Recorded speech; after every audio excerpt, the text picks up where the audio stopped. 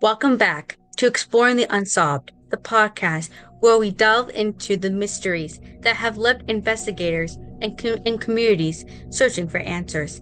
I'm Melissa, and today we're uncovering the haunting case, Finley Creek Jane Doe, a young woman whose identity and tragic fate have remained a mystery for over 4 decades.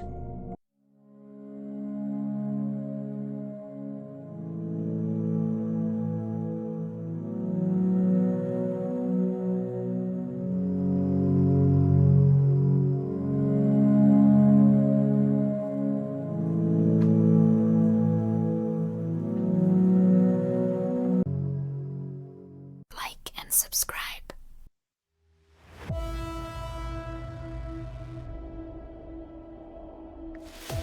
Picture this. It's early morning of August 27th, 1978. Two hunters, Ron Swinger and Lee Parr, are navigating the dense woods near Finley Creek Cow Camp, close to Engen, Oregon. As they move through the underbrush, they stumble upon a shallow grave. Protruding from the earth is a human skull, with other skeletal remains scattered nearby. Disturbed, perhaps, by the relentless force of nature and scavenging animals.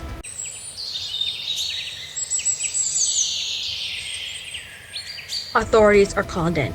The Oregon State Police arrived at the scene, meticulously documenting and collecting evidence.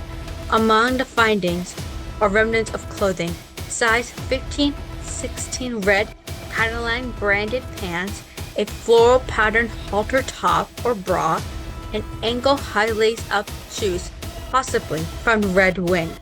Nearby, 2 cords are discovered: a 4-foot-long nylon cord and a 2-foot-long radio cord, hinting at a possible sinister end.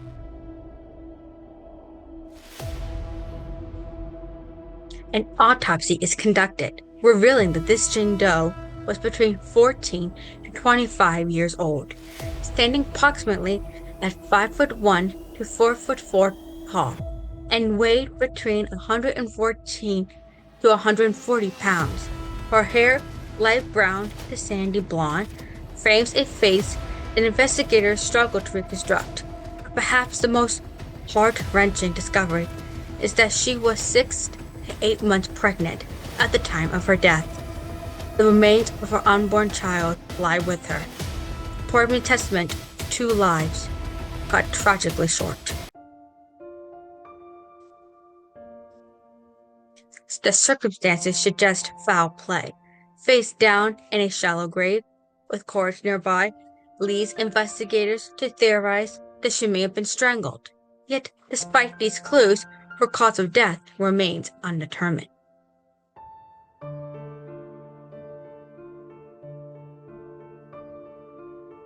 Investigators press on. In 1979, authorities explored an abandoned camp along Forest Road 241, not far where Jane Doe was found. They uncover a makeshift lean-to, a filled-in hole measuring 6 feet in all dimensions, and all various personal items: a canteen-marked tease, a dark blue nylon windbreaker embezzled with Nisquik eagles, and boots inscribed with the names Fox, Holman, and Sepine. These clues, while intriguing, lead to more questions than answers.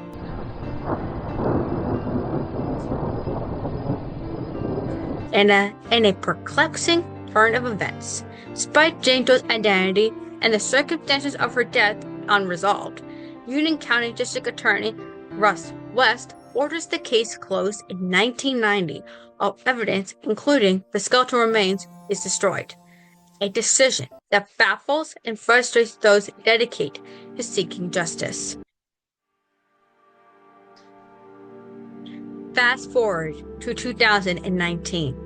2 researchers, Jason Fudge and Mel Denberg, form a volunteer task force with a singular mission: to finally identify Finley Creek Jane Doe.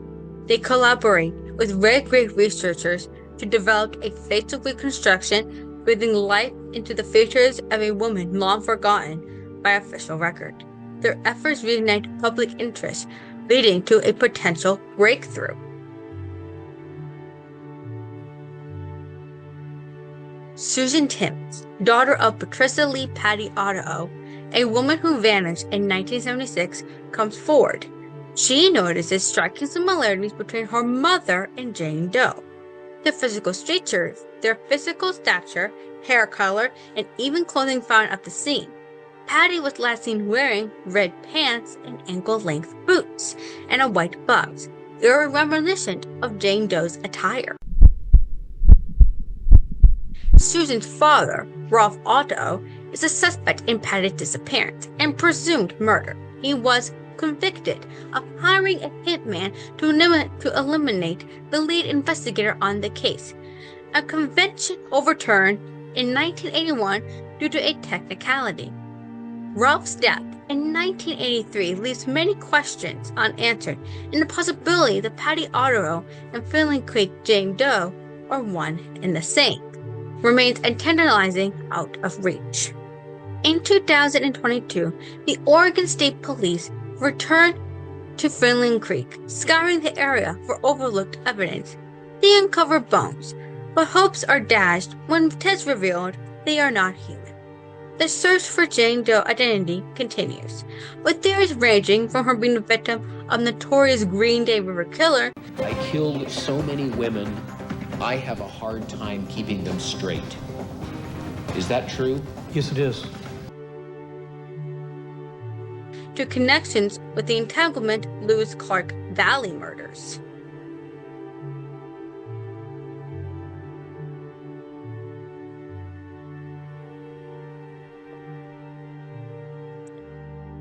Over the years, several missing women have been ruled out as potential matches, including Benna Gay Chamberlain, missing since February 23, 1978, Teresa Lynn Flinton, missing since August 1, 1975, Laura Lee Ashlyn Flink, missing since 1969, Maylin D. Flynn, missing since January 25, 1977, Jamie Rochelle Rims, missing since December 7, 1971, Wanda Ann Herr, whose remains were discovered in 1986 and were identified in 2020, Rita Lorraine Jolly, missing since June 29, 1973, Patricia Lee Patty Otto, missing since September 2, 1976, Laura Lynn Patricic, missing since December 4, 1974, Robin Ann Matano,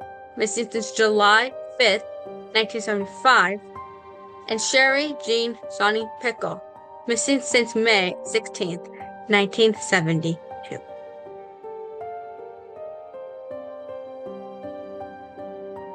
Before we go, I want to leave you with one thought. Cases like this don't just slip through the cracks. They are pushed into obscurity, whether it be flawed investigations, destroyed evidence, or lack of resources. Too many victims are forgotten, but they don't have to be. We have the power to keep the stories alive, to push for answers, and to demand justice. Finley Creek Jane Doe may be silent, but we won't be.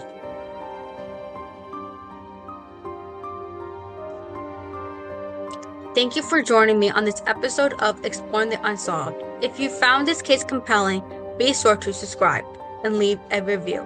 If you have theories, insight, or a personal connection to this case, head over to our website and join the discussion. And as always, stay curious, stay vigilant, and never stop searching for the truth.